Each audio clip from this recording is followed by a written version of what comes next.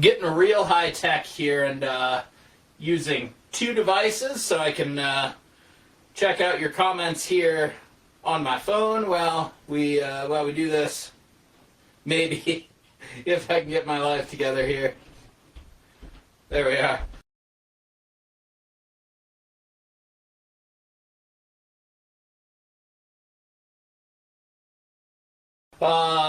So yeah, as I kind of mentioned in the notes about this event, I just wanted to kind of give you guys an idea for those of you who may be interested in adding 3D printing to your modeling hobby, kind of give you an idea of what's out there as far as beginner printers go.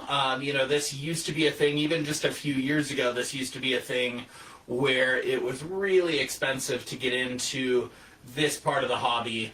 And now, you know, prices have really come down to the point where this printer that we're going to look at tonight, you can get for under $200 right now. That is on sale, but even when it's not on sale, it's not a whole lot more than that. So really all in with printer and kind of everything else that you need to get started adding 3D printing to your modeling hobby. You really can probably at this point get in for $300 or less, which is really kind of an incredible thing when you think about it. You know, the way I like to describe being able to 3D print items for my modeling is it's like having a virtually endless parts box, right?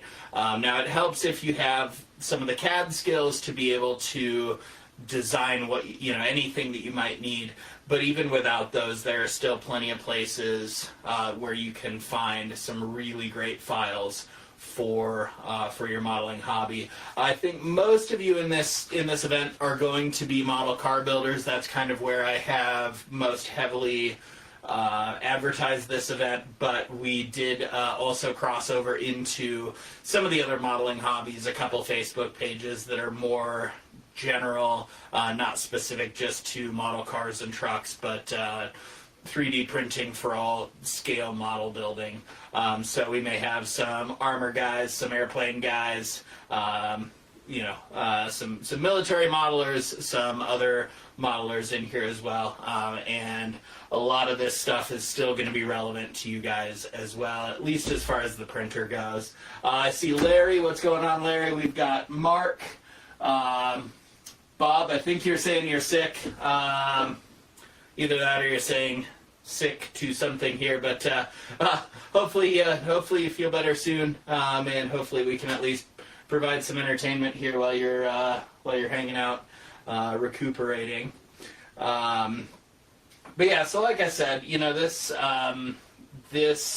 is really, there's been no better time to get into 3D printing for your scale modeling, because of the price and the availability of equipment, but also the accessibility now of communities all around how to add 3D printing to your scale modeling, the popularity or the abundance of 3D files now that you can download and print for your model building. And if you guys are model car and truck builders and you're not yet familiar with us, I do run a website called Scale Speed Garage, and that is the world's first online membership community for model car and truck 3D printing. I'd love for you to check us out if that is kind of in your wheelhouse, pun intended. So, anyways, guys, looks like we've got 7 or 8 of you in here now. We've got Roy just joined. What's going on, Roy? How are you? Anyways, yeah, so the printer in question, you know, it's funny, I actually bought this printer back in May. I bought it back before it was down under $200. I got it when it was like $250 or so. I bought it in May, and then our baby came, and that just sort of took precedence over everything. So this has actually sat in the box since May. So I was really excited to unbox it, and I wanted to kind of take you guys along for the ride. So we've got 10 or 11 of you in here now. We got Mitchell. What's up, Mitchell? How you doing, bud? Seeing a lot of familiar faces, which I love. But anyways, guys, the printer in question here, this printer that you can now get for under $200, is the Anycubic Photon Mono 4K. This is a liquid resin 3D printer, or an SLA 3D printer. For those of you that may be brand new to the 3D printing world, there are sort of two main technologies that you can use for 3D printing, for home hobby use at least. And one of those is liquid resin printing. The other is filament printing. And liquid resin printing is really what you're going to want to use if you are looking to add 3D printing to your modeling hobby. It's capable of a lot finer details. It's capable of really capturing those small details on your scale models. And this one especially, this is one that I haven't used personally, but a number of associates have this printer and they swear by it. They love it. A number of people that I know that print commercially run some of these. I have a buddy online who runs a whole wall of these. He has probably 30 of them on a shelf, on a shelving system running down his whole wall, printing with these commercially. But if you are looking to get started in 3D printing, again, this is such an amazing way to get into it, and such an inexpensive way to get into it. So we've got like 13 or 14 of you now. So I'm going to get started actually unboxing this thing here in a couple minutes. I'll just kind of show you. This is kind of a good, this isn't actually the setup that I use for this isn't my entire setup, I guess is the best way to put it. Just because I do also print commercially, I have also a whole shelf of printers, and a little bit more of a in-depth setup for doing that. But this is kind of a good example. This is kind of how my setup was when I first started printing. It's certainly helpful to have a dedicated space where you can set this stuff up. This is not something you're going to want to be like bringing out every time you want to make a print and then putting it away. This is something that's probably best to have its own sort of dedicated space wherever you are going to be. That kind of brings up another consideration. People ask, well, can I put it in a garage? Can I put this out in a shed? Because there are the resin, depending on the resin you use, there are some concerns about fumes, and mostly about the odor.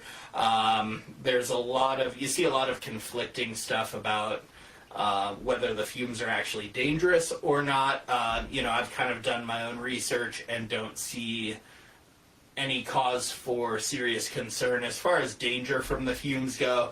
But that being said, certain resins definitely have a pretty strong and distinct odor to them. And so if that's something that's going to be bothersome, then you definitely may want to look into setting this up somewhere where it's not going to be affecting your day-to-day life. There are some other options as well if you want to get real high-tech with it.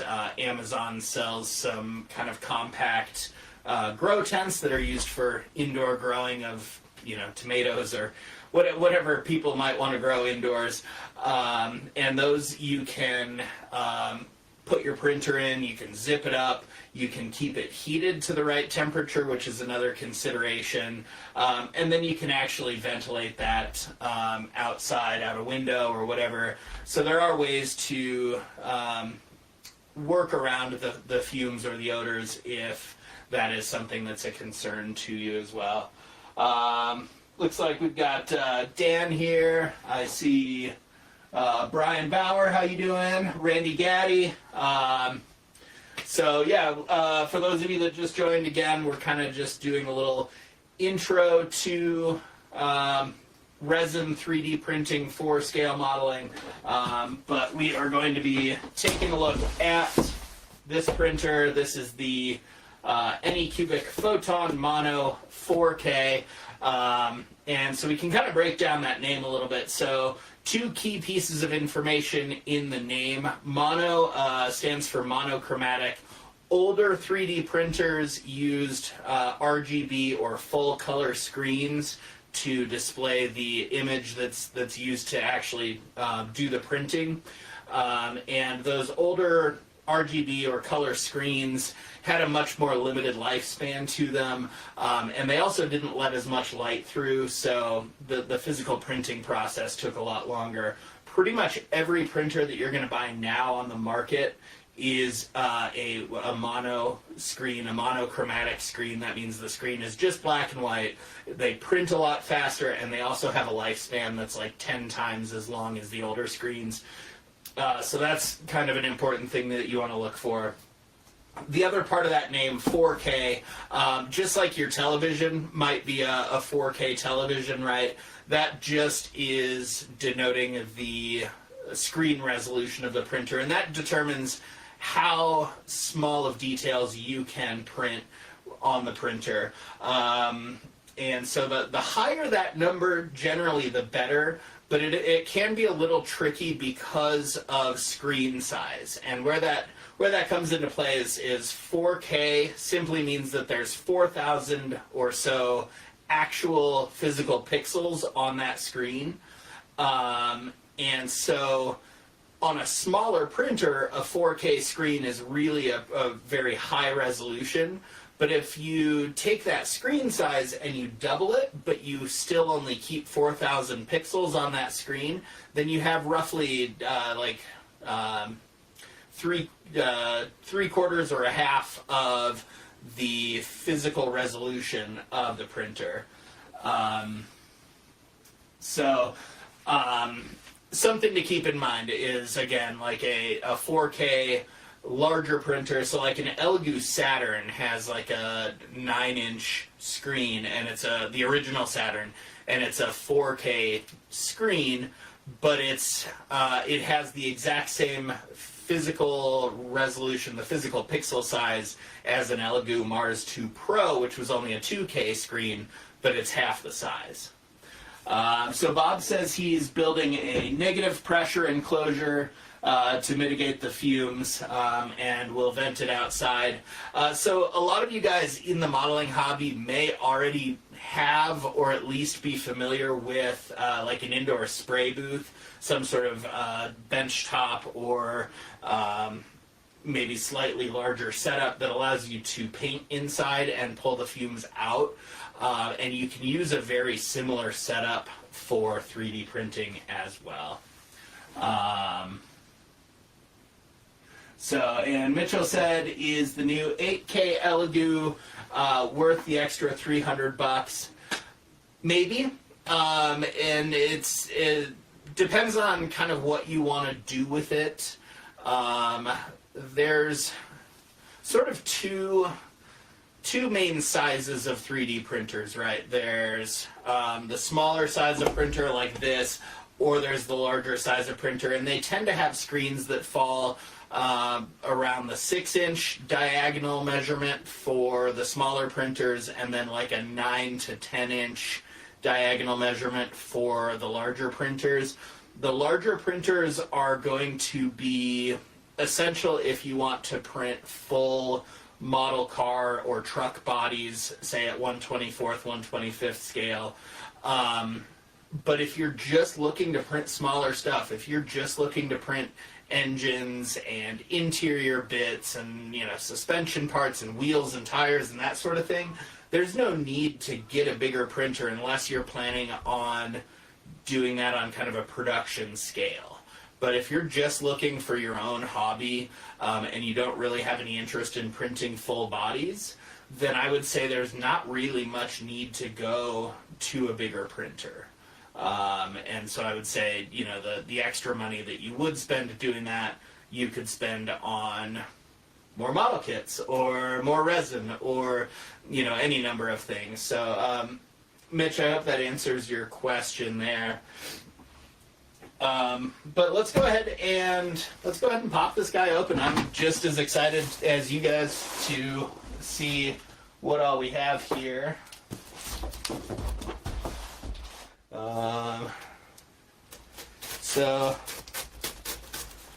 My initial impressions, it feels very solidly packed. You know, I don't feel anything really bouncing around in there, so it feels like it's really well packed.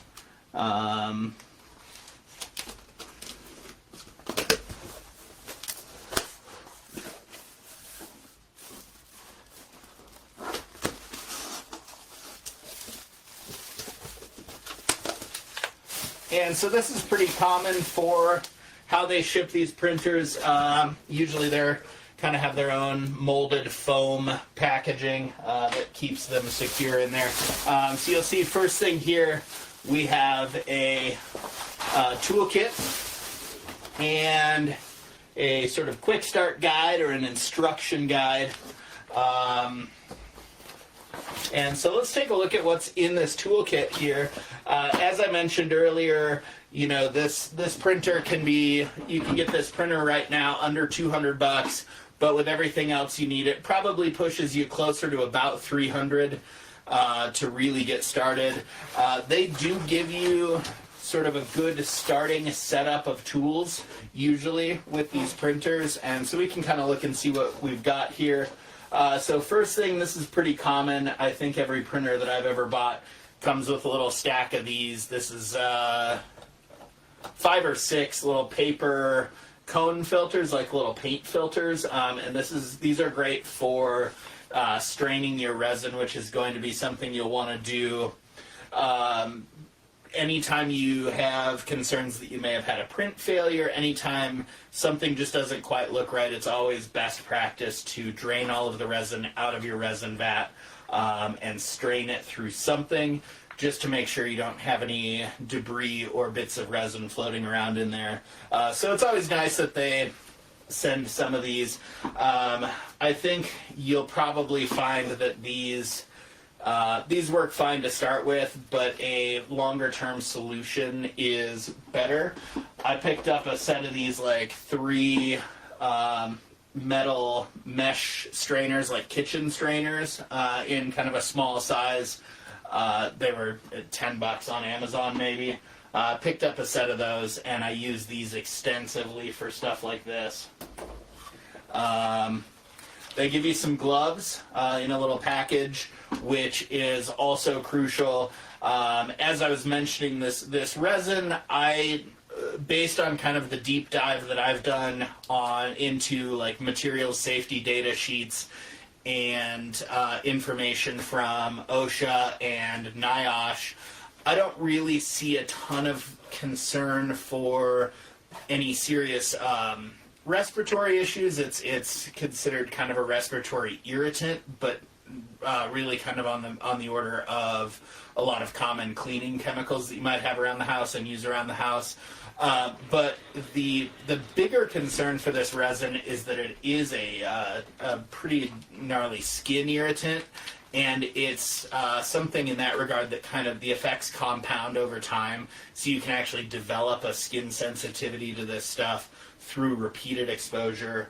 So always, always, always wear rubber gloves. I buy boxes and boxes and boxes of them from Harbor Freight. And anytime I'm touching anything that has not been cured or anything that's still liquid, I'm throwing on those gloves. So we have a power supply here as well, just for plugging in the printer. Along with that, a USB stick. This is how you will transfer the files from your computer once you have processed them or sliced them for printing.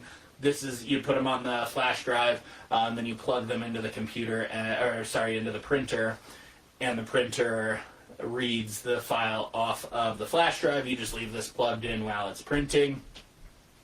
A lot of times, a lot of printers ship with kind of cheap, chintzy flash drives, and those can cause problems. They can cause issues of files being corrupted or whatnot. So I generally recommend just replacing these with a more name brand flash drive. I like the SanDisk brand. I think they make a good product, and I've never really had any issues with them, so that's kind of what I recommend. Next in here in the toolkit, we have a plastic spatula, plastic scraper. These are for getting parts off of the build plate and cleaning out or kind of scraping out the resin vat. The plastic one is really good for that because it's gentle on the FEP film, which is the clear plastic film that's on the bottom of your resin vat that's pretty fragile. So I always use the plastic scraper for doing things like that. I can actually show you guys here from another printer. So this is from my Mars. This FEP film needs to be replaced. But if I'm if I'm draining out this FEP film, I'll kind of have it over a strainer and be pouring through a strainer and a funnel, and then you can use this plastic scraper to kind of squeegee the resin out of the vat. It's also good just for stirring the resin in the vat between prints if everything printed good and you know that you don't have to strain your resin between prints. I always just recommend taking this plastic scraper and gently giving a stir and kind of dragging it along the bottom of the vat to feel for any bits of cured resin to make sure that you're good to go for that next print. So every printer I've ever bought includes one of these. Now, not every printer I've ever bought includes a metal scraper as well, and I'm going to say that this is the largest metal scraper of any printer that I have bought. This thing's kind of nice, actually. It's got a nice wooden handle to it, kind of an angled blade, and these things are really good for prying prints off of the build plate. When you print something, you typically will have what's called a raft on the build plate, and that's a layer or several layers of resin that get cured that help hold that print onto the build plate, because when you print, you're actually hanging the parts upside down while they're printing. Once the print is done, you will have to pry the prints off of the build plate somehow, and these large metal scrapers are a good way of doing that. We've got Randy in the house. What's up, Randy? How you doing tonight? Another tool that I love for that, guys, if you're a model builder, you may already have a set of X-Acto knives anyways. These X-Acto chisel blades. This is like I think it's a number 18 blade, and it's just like a flat chisel blade with kind of this big chunky metal handle here. These are really good for getting stubborn parts off of this build plate. You just want to make sure you really come in at a flat angle so that you don't gouge the build plate. But these are awesome for kind of getting under that raft to at least get started, and you can kind of pry up one corner of that raft and then come back in with your metal scraper to get the rest of the parts off of the build plate. What's going on, Trevor? How you doing?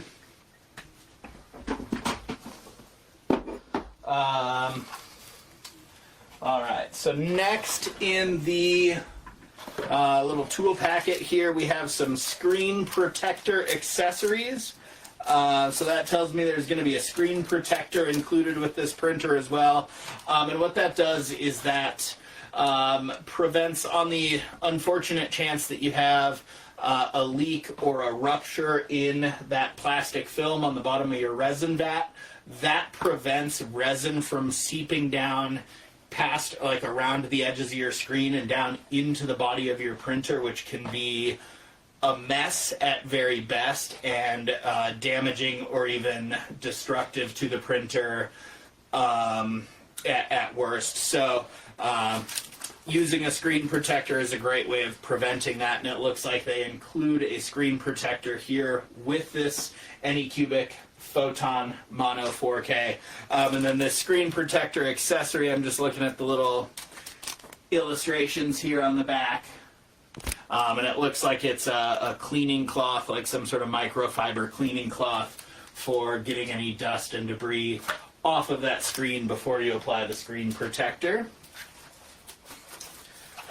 We have a little package here with a quality control check card, and then also in here are 3 little hex wrenches or Allen wrenches, and these are for doing printer maintenance. You have probably every size in here that you need to level the build plate, to replace your FEP film, to open the body of the printer in case you need to do any sort of maintenance inside the printer. They give you 1 mask. All of us in a COVID world should be familiar with these.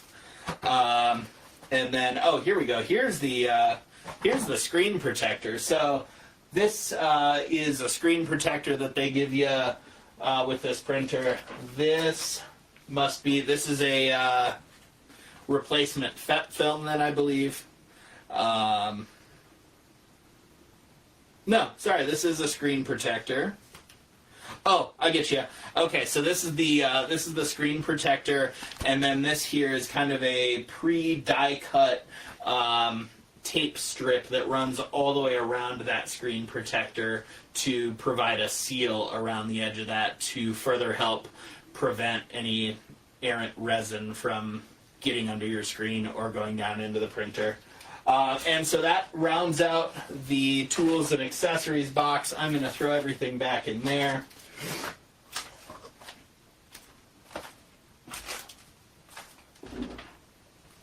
I'm going to leave the power block out just so that we can plug this printer in here.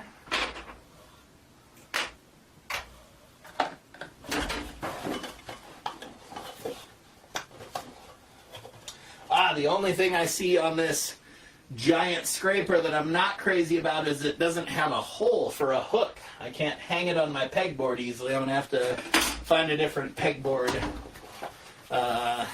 accessory, I think, for that.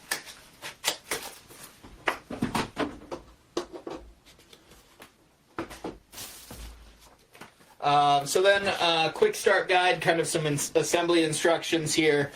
So this goes through putting the screen protector on the screen, and then it looks like it goes through, hopefully in English as well. There we go. It goes through how to kind of level the build plate, get everything set up, and start your first test print. And so we can kind of look at some of that stuff as well. Here's specific instructions just for that screen protector.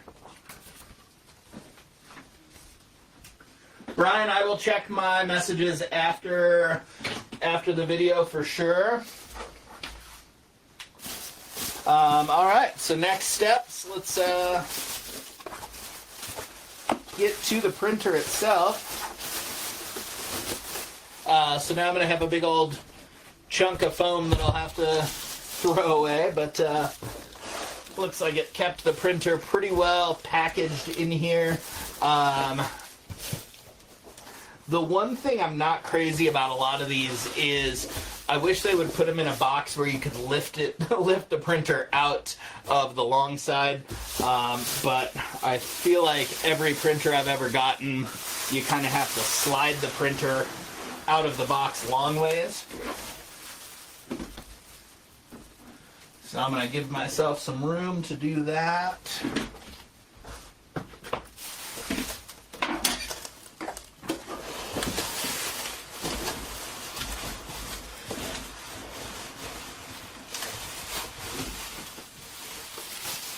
All right. And I really like what I'm seeing already with how this is packaged here. They've kind of gone the extra step here and extended this foam up all the way over the printer. That seems to be a little bit extra care, a little bit more care than I've seen on a lot of these printers that I've bought. So that's definitely nice. And I think we can probably...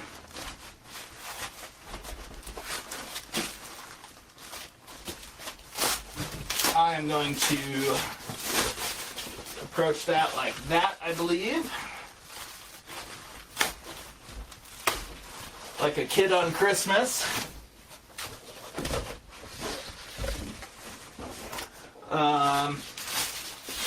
All right, and then we've got a couple different bags here. I like that they really packed everything inside the printer in form-fitting foam as well. Larry, I don't know if I want to check your messages after the video, but I hope they do that thing where they blur the picture and they say, "Are you sure you want to see this?" All right, guys. So here is the cover for these printers. Trevor, this is the Anycubic Photon Mono 4K, and so this is it's not their most current printer. It's kind of one generation back, but it is a fantastic printer for, especially for the price. But it's a fantastic printer in general, and it really has about the same specifications as far as resolution as the Photon M3, which is their newest small printer. The screen is a little bit smaller, but resolution-wise, it is right there with their newer printer. And again, it's under $200, so really a killer deal. So every resin printer that you get will have some sort of cover like this that is exists to keep UV light out of the area where you're going to have the liquid resin, because that is how it cures, is through UV light. So this keeps sunlight out, it keeps UV light from your overhead lights out. So you'll generally want to keep this on anytime you are printing, anytime the printer is sitting with resin in the vat. And again, this just keeps the resin from curing from outside light. Trevor says he bought the M3 Plus from Anycubic. That is their sort of mid-sized printer in their new M3 line, and it looks like a really great printer. That's kind of actually the next one that's on my list. It is going to be one of those printers that has like a 9.25 inch diagonal screen. So a printer that you can print full 1/24, 1/25 scale bodies on. Trevor, does that one, I forget, does that one has the option to add the resin, the automatic resin refilling system too, right? I know their M3 Max does, but I think the M3 Plus you can also get, or maybe it comes standard with like an automatic system where you can attach your bottle of resin and it'll automatically refill it if the resin level gets low. Trevor said, yeah, the M3 Plus does have that, which I think is a cool feature if you're printing really large items. I've never run into an issue where I've had a print that has exceeded the capacity of the resin vat. But I think with the larger printers, there certainly is the ability to have larger prints that would need resin refilled in the middle of the print, and the Photon M3 Plus and M3 Max do that automatically for you. Okay. Trevor, it looks like you said you were waiting to get your computer back to open up your printer. Cool. All right, guys, so we have the cover. Next, you see a couple different things here nestled into this foam block here. First of which going to be our resin vat. So this is what holds the resin. So the resin gets poured into the vat. The clear FEP film on the bottom allows the UV light to shine through and cure the resin to create the print. A note about these is always a good idea to not set these down flat on the FEP film itself. Just if you have any sort of little debris or whatever that you don't see on your bench or whatnot, and you set this down, you can either dent or puncture the FEP. So always a good idea to treat that very delicately. So if the FEP film is clean, I will usually set it on its side like this. Looks like this one has kind of a pour spout on the corner there. So you just have to put it on the other edge. You can set it like that, or if it's clean, you can set it upside down as well. That's another option. The next item here in this foam block package here is the build plate. And so this is where the parts adhere to as they print. And you can see here it's got 4 screws, 4 little hex screws, 2 on each side. And that's going to be how we level the build plate. And that is crucial for getting successful prints. When this build plate comes down, it needs to be totally flat and parallel to the screen and the FEP film in order to get successful prints out of it. And then finally, we have the body of the printer itself here. So I'll take this out of the package.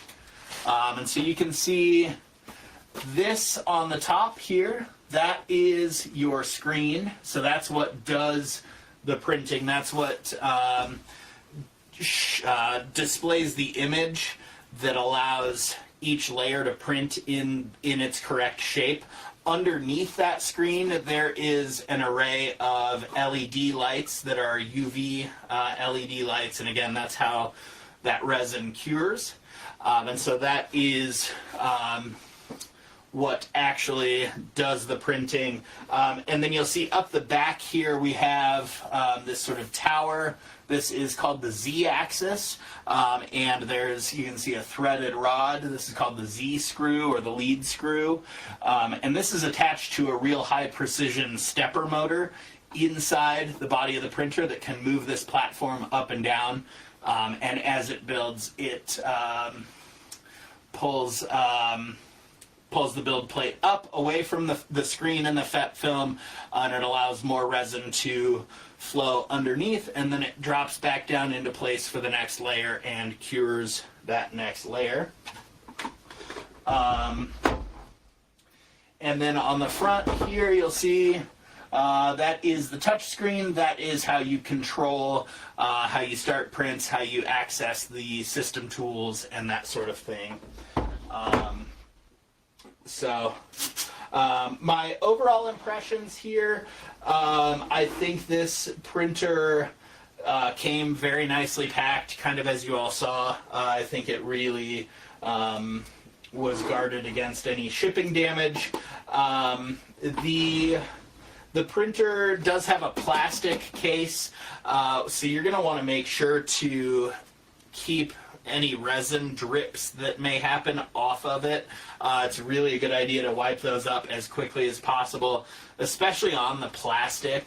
Certain plastics actually get corroded by the chemicals that are in resin, and so I would probably prefer that the printer have a metal body like some of the Elegoo printers do, but I think it's not a huge deal, and especially for the price of printer here, I really think you can't go wrong, but it does just mean, again, staying more on top of cleanup and making sure that any drips get wiped up so they don't attack the plastic there.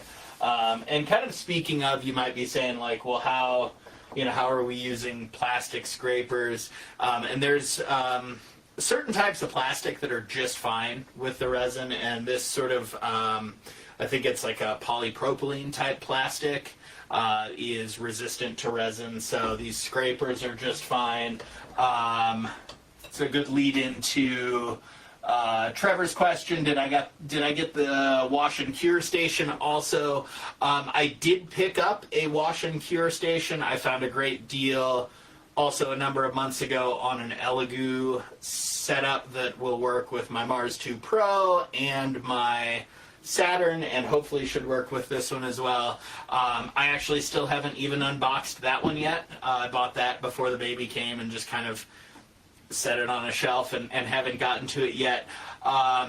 And that's a good question that I see a lot of people who are new to this ask is, do I need a wash and cure station? And my answer is emphatically no, you don't.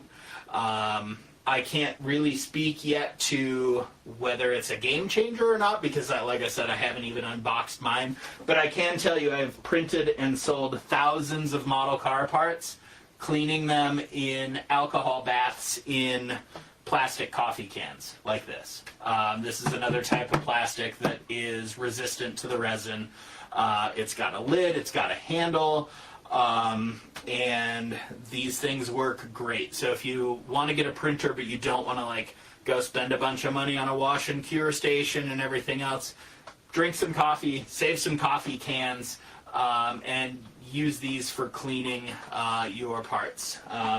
If you're curious about what I'm talking about, if you're new to 3D printing, when these things come off the printer, they still have a lot of sort of liquid resin residue on them, and so you have to clean that off somehow. My cleaner of choice is denatured alcohol. You'll see a lot of people use isopropyl alcohol or rubbing alcohol, which works just fine if you get the real high strength stuff like 91% or higher. But in my experience, I found that the denatured alcohol works the fastest and the most thoroughly out of anything that I've tried, so it's what I swear by. But again, a few plastic coffee cans are a perfect way to clean your parts. I also use 2 coffee cans as kind of a dirty and a medium rinse, and then for my final rinse, I picked up one of these on Amazon. It is a plastic reusable pickle jar, and I just put, as you can see, about an inch and a half of alcohol in the bottom, and then it's got this basket insert that pulls out, and it's perfect for doing like a final wash. You can throw your parts in here, put the lid on it, give it a quick little swirl, and then pull the basket out and kind of let your parts dry that way, or drip most of the alcohol off that way. So that's a really great way, again, to clean the parts if you don't want to spring for a wash and cure station. And then for doing the final curing, once these parts come off of the printer and they are clean, they still need what we call a final post-cure, and that just completes the hardening of the surface of the part. And there are a number of ways of doing that too that don't require a wash and cure station. Obviously, if you spring for the wash and cure station, then it gives you a setup that looks kind of like the printer, and it has an array of UV lights and a little turntable, and it'll cure your parts from all sides. But if you look on Amazon, you can find, for like 25 or 30 bucks, you can find a setup that's like a little UV LED lamp and a solar powered turntable. That's how I started. You can find, for about the same price, you can find these UV gel nail curing lamps. They're for like nail salons, to UV cure gel nails. Those work just fine as well, pardon me. Or a real low-tech solution and a free solution is you can even do your final post-curing of these parts out in sunlight, just outside. I recommend curing parts underwater. I have found that curing them in water gives a faster and a more thorough cure, and it seems to reduce warping as well. So I use a clear plastic container, some water, and then I built a big old curing chamber out of an old cabinet that somebody was throwing away, and I lined the whole inside with UV LEDs and foil on the walls and everything else. But there are a lot of ways to tackle that as well, ranging from free to inexpensive on up to the wash and cure station, which is like a purpose-built solution. Doug, how you doing, man? Did you get the computer running any better the other night? Bob says he's got the Mars 2 Pro and the wash and cure station and been cleaning with the 99% isopropyl alcohol. Bob, has that been working well for you then? I had my phone here, so I didn't have to lean over and look at the screen. There we go. Except I maybe don't have comments here. I don't have chat. There we go. All right. Perfect. So I'm going to go ahead and get the printer plugged in here and just kind of show you what the setup might look for that. That is everything that's in the box. Mike North says he also uses IPA. Doug, sorry to hear that. Let's chat in the next few days if you want, Doug. We can chat and I can kind of help you find something that is going to work for you at a reasonable price. Or we can take a deeper dive into seeing about resetting your current computer as well. Because like I said, it doesn't seem like it should be out of date, to the point where it wouldn't work. So we got Brandon. Brandon's got a Mono S, a Mono X, Mars 2 Pros, wash and cure stations. Brandon, I have 7 printers now. I don't really use all of them though. But my main ones that I use are my Elegoo Saturn and Mars 2 Pros. Going to be adding this Photon Mono 4K to that mix as well. The rest of my printers are a little bit older, and I've just kind of outgrown them. I do have one kind of funky one in my print room that I haven't gotten running, but it's a Peopoly Moai, and it's actually a laser 3D printer. So instead of using an LCD screen and LED lights, it's a little akin to an FDM printer that it has a laser that actually goes around and cures the parts that way. I picked that up from a guy that was just getting rid of it and haven't gotten around to fiddling with it yet, but it's kind of an interesting little piece of equipment, I guess. All right, I see Stacy. Hi, Stacy. Welcome.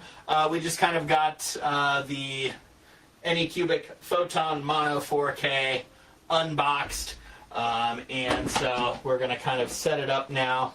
So first things first, I will take my power brick here and plug that in.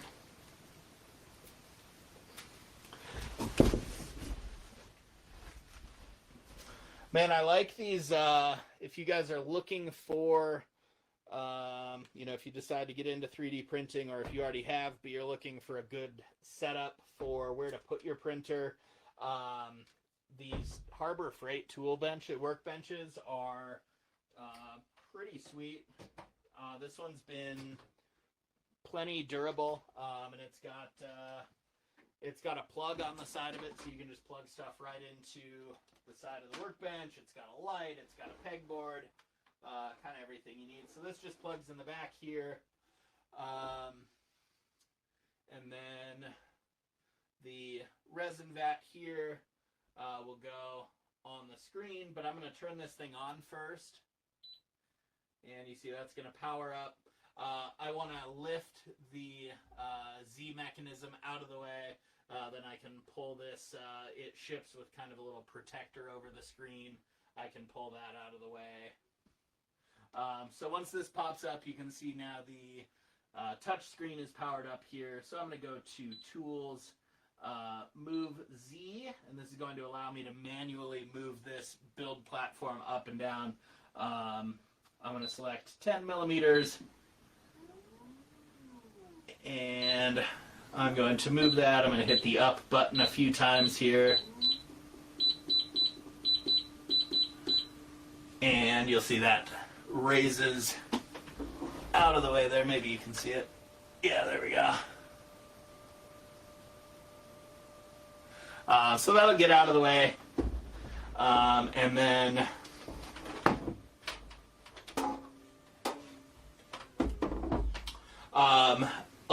most printers ship with this sort of protective film over the screen just to protect it in shipping. You will want to make sure to remove that before you try and use the printer. But then from there, you just unscrew these screws here, and the resin vat kind of slots into place there. And it's got a couple screws on the top plate of the body here that stop it from going any further than it should, so it kind of locates it in place. You want to make sure to always make sure these screws are tightened back down to secure that resin vat in place. If you don't and you start a print, that can cause issues. And then from there, our build plate also has a protective little plastic film on it. We can pull that off. You can see they've given this build plate a little bit of a scuff texture, which just assists in helping prints stick to the build plate. So it's always nice when you see the manufacturer kind of take that extra step and do something like that to give you that texture for the print to bite into.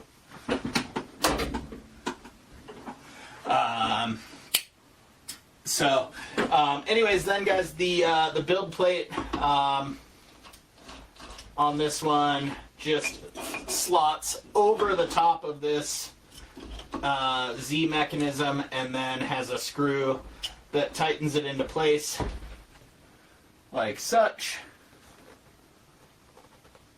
And then the first step after that would be, in getting this thing set up, would then be to follow the instructions and level this build plate. As I was mentioning, it has to sit flat and has to be parallel to the screen for you to have successful prints. So there is a procedure for doing that. Pretty easy, straightforward, and just uses the tools that they provide. So there would be some instructions on doing that. Brian, have a good night, man.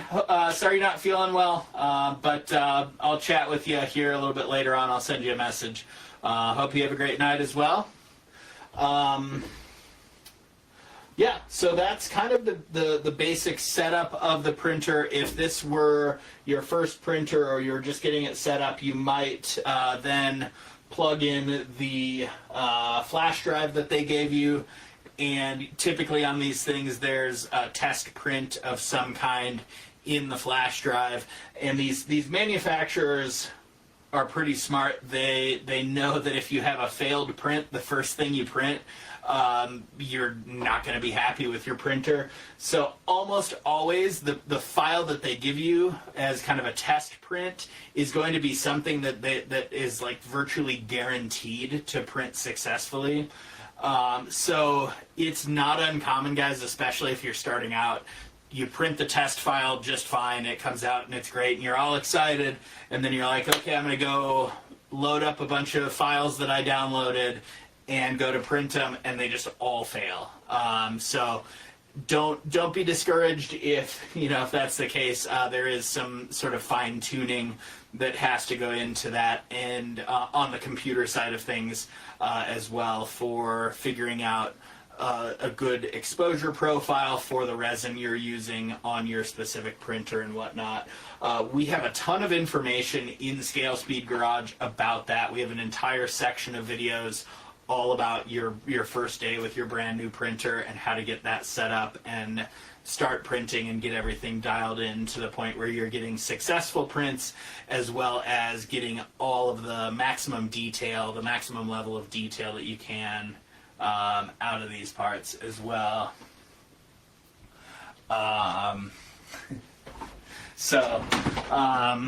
think that's kind of the end of the overview of the printer, the unboxing of the printer, but I did want to just open this up for you guys if you have any questions about 3D printing, for scale modeling, about resin 3D printing, anything like that. So go ahead and throw those questions in the comments, guys, and I will start answering those if you have any of them. And my phone is so far behind.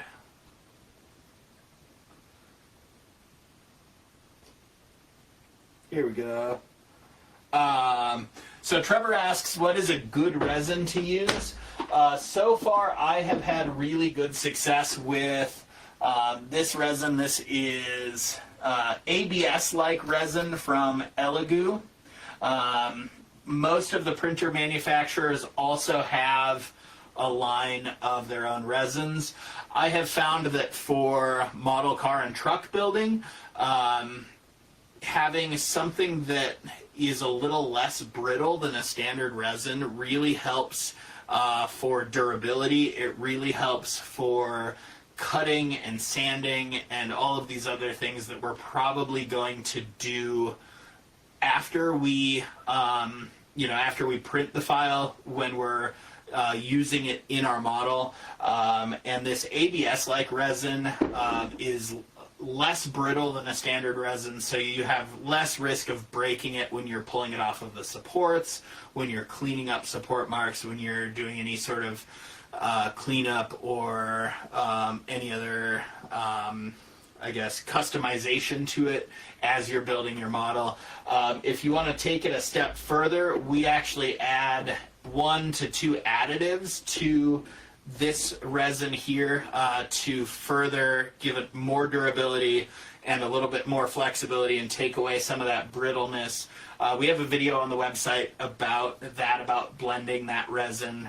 But in general, if you're just going to go with one resin, I have liked this ABS-like resin. Now, that having been said, guys, Elegoo changed their formula on this recently, and 2 things that I've noticed is I've gotten a couple bad bottles now that just don't seem to get any successful prints out of. And these are like prints that I know are successful with this resin, with my printers, how they're sliced and how they're set up for printing. I've had a couple bottles that just were bad batches. It's not a huge deal if, like, I order my resin from Amazon. They're really good about taking it back and refunding it or replacing it. But that is an issue with some of the newer bottles of the ABS-like from Elegoo. So I actually have probably 6 or 8 bottles of other resins that I've brought in that I'm going to be trying and doing some comparison tests on to see if there's something that's better. Another high-quality resin brand is called Soraya Tech. They make a resin called Fast, which is their version of the ABS-like resin. That one is also a good resin to use. The Fast White I would avoid. The Fast White is really tricky to get dialed in well. But the regular Fast Gray is also a great product that has some flexibility to it and some durability to it as well.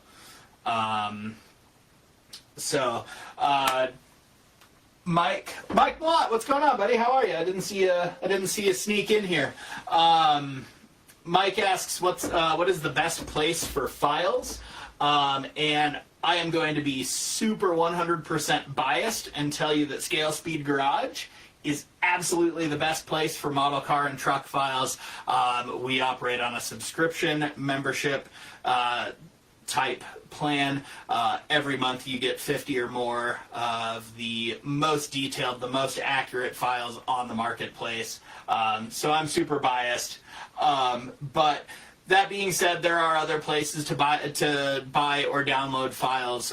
Colts 3D is a really popular one that people go to. You can find a ton of model car files on there of varying quality. You know, if I'm being honest, there's some stuff on there that's really good. There are some designers that I think are really putting out some really killer model car and truck parts. And then there's a lot of junk as well that you kind of have to sift through. And one common complaint that I hear from people on Colts is that stuff is not always necessarily scaled properly. So something will say it's for 1/25th scale, and then you'll print it and it's more like 1/20th scale or 1/32nd. So, you know, it can take a little bit of picking and choosing to find what's out there, to find what is going to work for you. Let's see. Huck says he's had really good luck with the Soraya Fast Gray. Yeah, that's another one that I like as well. Huck, I have a bottle of the Soraya Fast Navy Gray that I'm going to be trying out here and kind of adding into that comparison test. The Navy Gray, from what I've seen, looks like it can take even sharper detail than some of the other resins, but I have read on the flip side that it is very prone to warping, so that may be a trade-off that's not worth what you get resolution-wise. And Huck says CG Trader. CG Trader is another website for 3D files. If I'm not mistaken, CG Trader, you just want to make sure that you are downloading STL files or .obj files. Those are kind of the two 3D, the two generic 3D file types that you can use directly, that you can directly pull into your slicing software to slice a print, to print on your printer. If I'm not mistaken, CG Trader also has files for like computer animation and that sort of thing, and those types of files typically don't work for 3D printing, at least not right as they come. So something to be careful of there. So Mike asks how big of an item he can print. You can print with this printer here. And so really, I'll just kind of show you the screen size there. So this is like a 6-inch diagonal screen. So it's, say about 2.5, 3 inches across. Yeah, probably about 2.5 inches wide, 4.5 inches long or so. And then you can see here, it's got about a 6-inch vertical window that you can print in. So you could print some smaller car bodies on this printer, you know, especially if you're looking like, oh gosh, things like, you know, little old 1920s roadster bodies and that sort of thing. You can print easily on this. And again, this printer is going to be great for doing more of the detail stuff like wheels, tires, engines, transmissions, interior stuff, things like that. And if you want to be able to print any 1/24th, 1/25th scale car body, you're probably going to need to step up to the next size of printer. But speaking of the sort of the big brother to this printer, the Photon Mono X 6K is also on sale right now. You can get a regular Mono X without the 6K screen for I think $349 on Amazon right now, or the Mono X 6K, which increases that resolution by 1.5 times. I think is $4.99 on Amazon right now. And we actually have a link. If you go to this scalespeedgarage.com/200, we've got more information about this printer. we've got a deal on there where you can try out any membership tier in Scale Speed Garage for $1 for your first month. But on that page as well, there's a link if you want to step up from this. There's a link to the Mono X6K if you want to be able to print full, any full size 1/24 scale body. Good questions there. What else? Oh yes, so somebody was asking, Jim Cecil was asking the process for creating new files, and Bob kind of mentioned Fusion 360, a 6-month learning curve. Yeah, there's a number of different software packages that you can use for creating 3D files.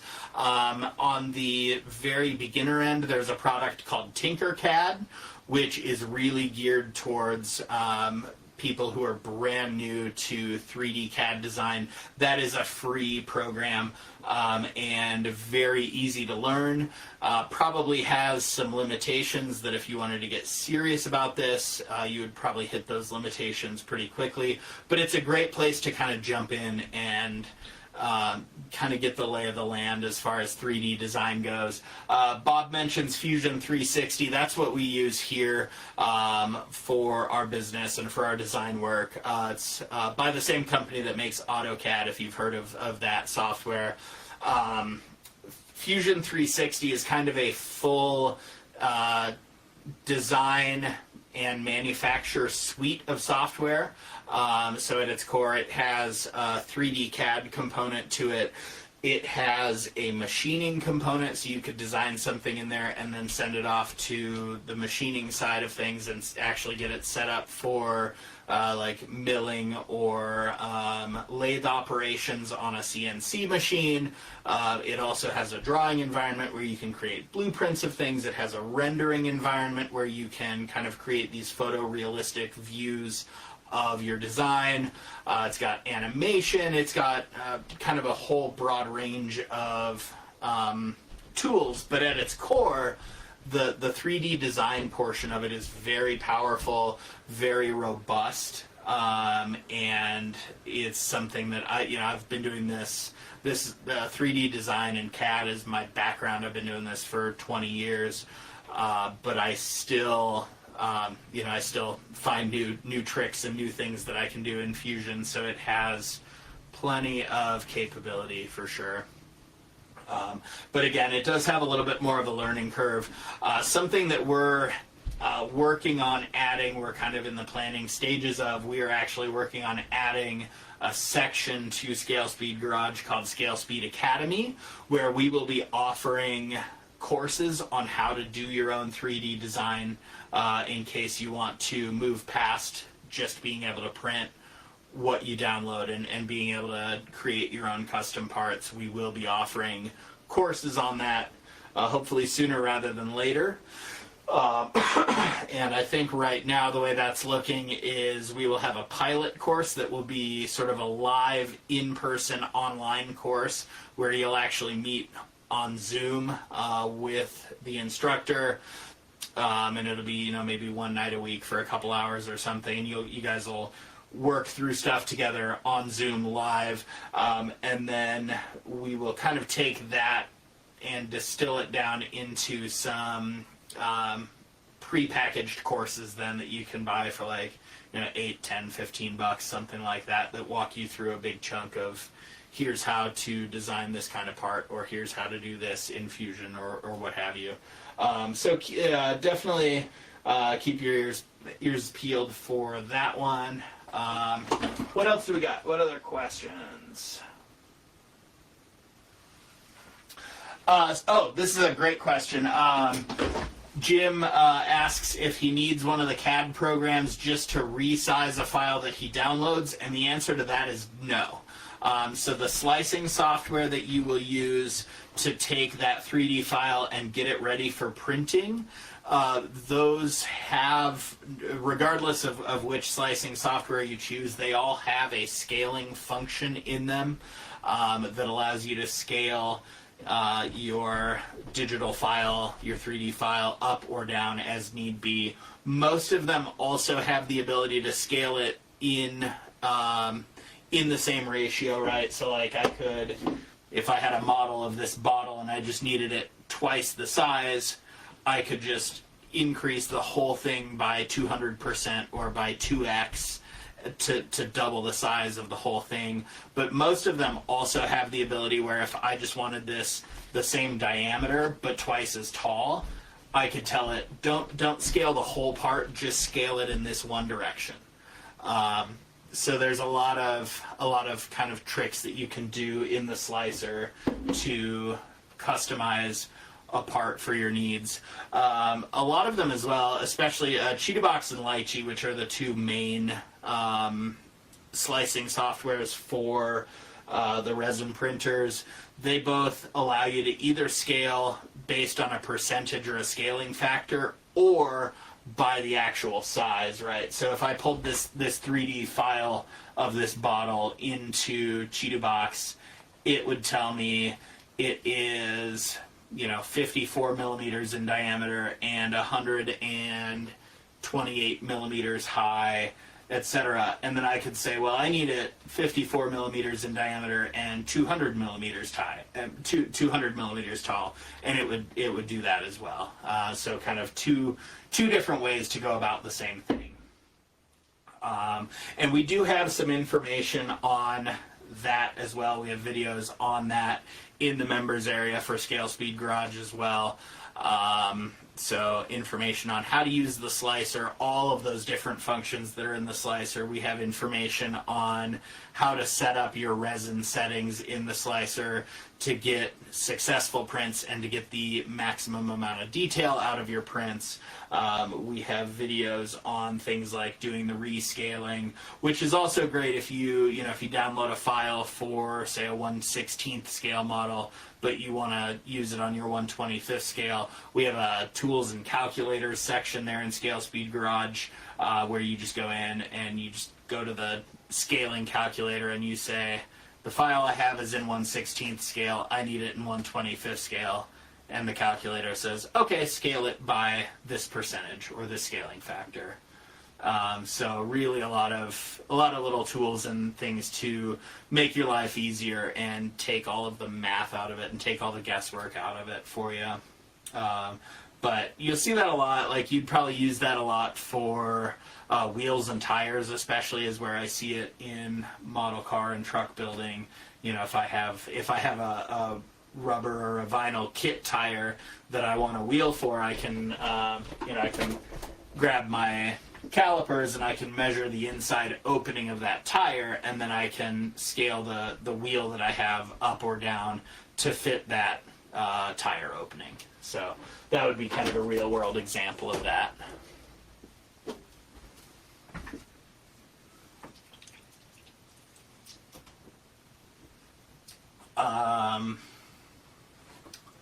What else? Let's see. Okay, Larry says he's using Tinkercad. Brandon as well. So yeah, again, I think that I haven't really done much playing around with Tinkercad. I'm familiar with it, but not on an operational level. But I have seen some pretty in-depth stuff come out of Tinkercad as well. So definitely a great place to start. But there are plenty of options. Fusion 360, the software that we use, the software that who was saying? Oh, Bob. The software that Bob's using. There is a free hobbyist version of that you can use so long as you're not using it to make money. And it has a few limitations in it that kind of are geared to prevent people from using it on a commercial basis. But really, for anything you might need to do for these purposes, the hobbyist version of Fusion 360 will do just fine. And like I said, that is a free license. SolidWorks is another one of the big players in the 3D CAD game, and they also their hobbyist version isn't free, but they do sell like I think it's a $99 license for their software for hobbyist use, and so that's another option as well. But again, like I said, Fusion you can get into for free.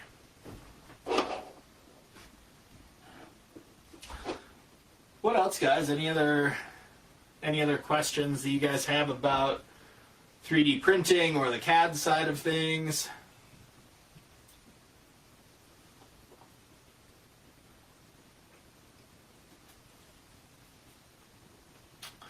I'll give you guys a couple more minutes here just to type in any of those last questions that you have. I see Chad just joined us. What's going on, Chad? But yeah, guys, you'll see, maybe you can see here, I've got my next 3 builds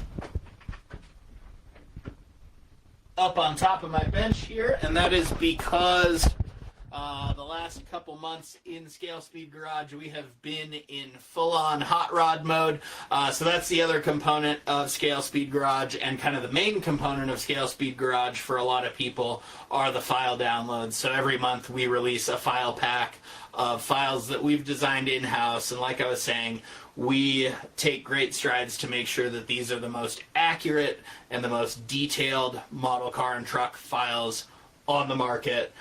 We are super proud of them. We've got a few members of Scale Speed Garage hanging out in this chat, so feel free to ask them their thoughts as well.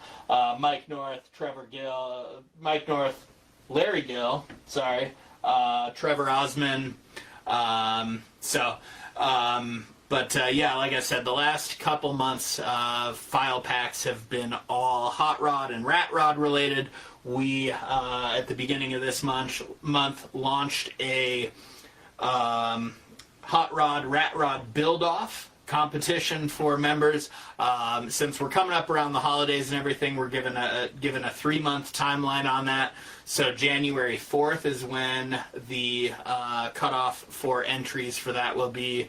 But if you're a Scale Speed Garage member and you have a hankering to build a hot rod or a rat rod, by all means, join the build-off. It should be a great time. The last one we did, we had 4 entries. We had some 4 really amazing entries, actually. It was really cool to see what our members built. And so this one, I'm looking forward to seeing these as well. And Mike asks what kinds of items are in these file packs, and it's a little bit of everything. We've kind of been doing them with a monthly theme. So like I said, the last couple months have been all hot rod and rat rod related.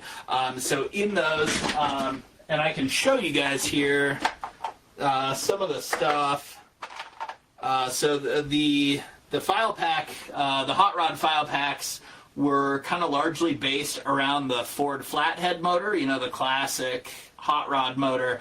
And when I talk about being the most detailed files on the market, this is what I am talking about here. I think my camera is not even really picking up all of the detail here. But if we look in the water passages in the front of this motor, you can actually see that the exhaust port runs through there. That's the kind of detail that we put into this stuff.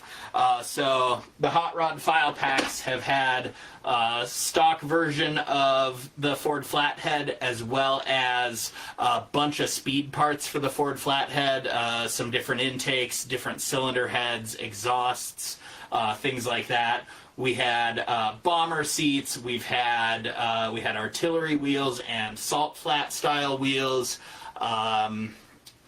We had some rat rod stuff with Halloween coming up. We had a member request for kind of like some of the rat rod stuff with like skulls and everything else. So we had some of that in the last file pack. And that's the other thing too is every member of Scale Speed Garage gets access to a request channel to tell us what files you guys want to see, and we do build our file packs based on that.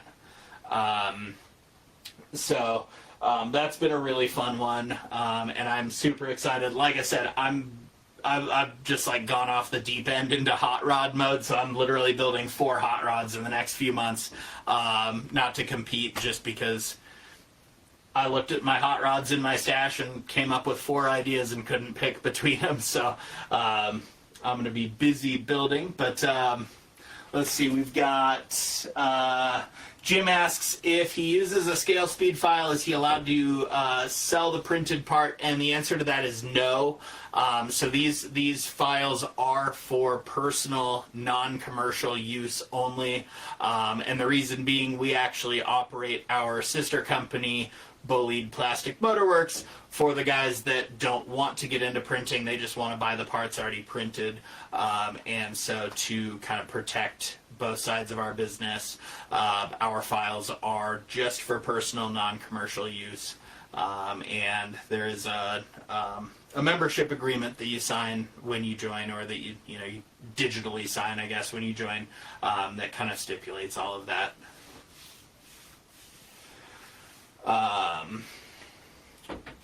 What else, guys? What other questions do you guys have?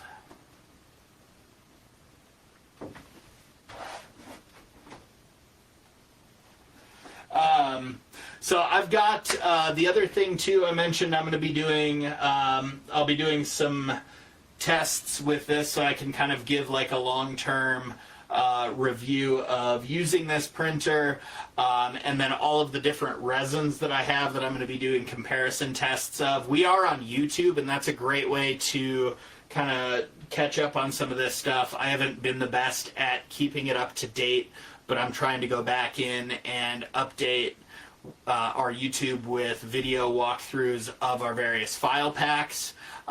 So that's a great way too, guys. It's not completely up to date. I kind of fell off of doing that when the baby came, but I'm trying to go back and re-update that now. But at least through, I think, March or April of this year, maybe even May, we have videos on our YouTube channel that are walkthroughs that show you every part that's in the file packs. So that's a great way to kind of see more of what we do. Or follow us on Facebook as well. But again, guys, like I said, if you go to this www.scalespeedgarage.com/200, that's just the number 200. There's links in there that you can try out any of our memberships for $1 for your first month. And right now we have both of those hot rod file packs still available. So literally 200 plus model parts that you get access to instantly if you check us out. Try it for a month for $1 and see what you think. And then from there we have various membership options. But yeah, I'd love to see you guys in there. I'm really proud of what we're building there, and we do have a really cool community. I'm still trying to kind of grow the community side of it. We have a forum in there if you have questions or want to show off what you're building. There's also a social wall in there. It's kind of like a little mini members only Facebook, but people are a lot nicer in this one than they are on regular Facebook. And we also do, every Thursday evening, we do a live video hangout over Zoom. Any member that wants to come hang out is more than welcome to, and we just talk about whatever. Sometimes it's talking about the things that are going on in our lives. Sometimes it's talking about models and what models are coming out, or what models we're building, or talk about cars or 3D printing. A lot of the ideas of parts for file packs also come out of those video calls, and it's just it's a great time. It's honestly one of the highlights of my week, is just hanging out with my new friends on Thursday evenings.